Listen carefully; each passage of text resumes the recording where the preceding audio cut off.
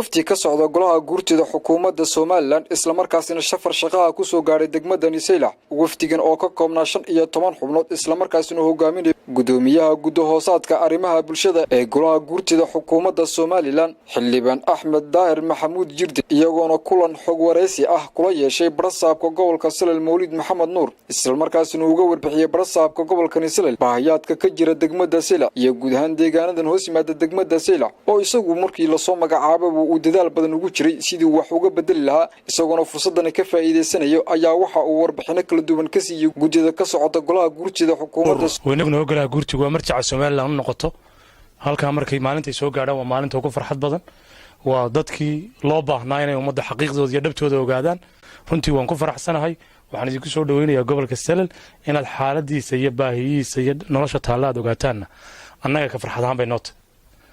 dadka gobolka joogana farxad bay u tahay inay qarankiyo intaas soo qof ka socdaan oo cayaantii dalka waa qiimo weyn baan ugu fadhidaa waxaanu isla qaadanay shir xoogaalo noqoshada xaaladda iyo warbixintii aanu soconay annagoo ah guddigii kormeerka ku marayay gobolada galbeedka si fiican oo mugle oo wanaagsan bay noo soo dhaweeyaan warbixin fiicanna wayna siiyeen aad iyo aad baan uga mahadnaqaynaa mudane gudoomiye aad iyo aad baan adigiyo siduwayaashaada gobolka